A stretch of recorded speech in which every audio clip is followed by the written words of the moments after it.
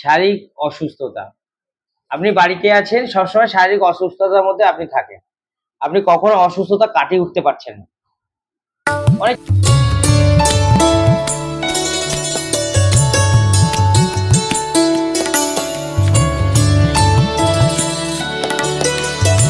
আড্ডা ওই দীপক শাস্ত্রী চ্যানেল থেকে দীপক শাস্ত্রী আপনাদের কাছে, পাশে এবং সাথে আবারও চলে এসেছে আড্ডা দিতে।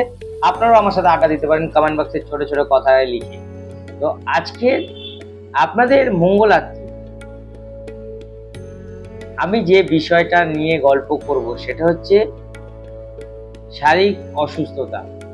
আপনি বাড়িতে আছেন, সবসময় শারীরিক অসুস্থতার মধ্যে আপনি থাকেন। আপনি কখনো অসুস্থতা কাটিয়ে উঠতে পারছেন না। অনেক চেষ্টা করছেন, অনেক তান্ত্রিক জ্যোতিষও করেছেন বা অনেক কিছু ক্রিয়াকলাপ করেছেন, কোনো অসুস্থতা কাটিয়ে উঠতে পারছেন না। সবার প্রথম আপনাকে যেটা দেখতে হবে যে আপনার বাড়ির ঈশান কোণে রান্নাঘর বা বাথরুম আছে কিনা দেখুন। যদি থাকে তাহলে সেই জায়গাটাকে আপনারা বন্ধ করে দিন। ঈশান কোণে রান্নাঘর এবং বাথরুমটাকে স্টপ করে দিন, বন্ধ করে দিন, ওখানে ব্যবহার করবেন না।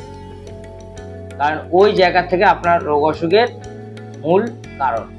এছাড়া আপনাদের বাড়ির উত্তর পশ্চিম না, ভুল হচ্ছে আমার, দক্ষিণ পশ্চিম বা পশ্চিম দক্ষিণে মুখ্য দুয়ার বা মেন গেট আছে কিনা দেখুন। যদি থাকে তাহলে সেটাকে ইমার্জেন্সি তাড়াতাড়ি বন্ধ করে দিন। তাহলে আপনাদের অসুস্থতা, যে অসুস্থতার মধ্যে আপনারা ভুগছেন বা পুরো পরিবার ভুগছে, সেটা থেকে বেরিয়ে আসতে পারবেন। কোনো রকমের কিছুই করতে হবে না, যে তাবিজ তমুন কবজ নিতে হবে, কিছুই করতে হবে না।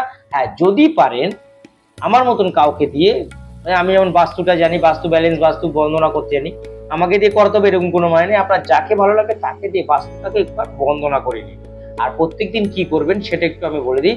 প্রত্যেকদিন বালতির জলে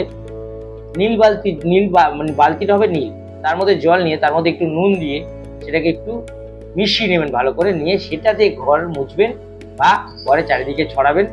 তাহলে আপনার বাড়ির যে রোগ অসুখের সমস্যা সেটা আস্তে আস্তে মিটে যাবে। চ্যালেঞ্জ করে বলছি, করে দেখুন।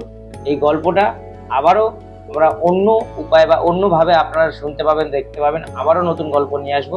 সবাই ভালো থাকবেন, সুস্থ থাকবেন। আড্ডা ওই দীপক শাস্ত্রী চ্যানেল দেখতে থাকুন। নমস্কার, হর হর মহাদেব।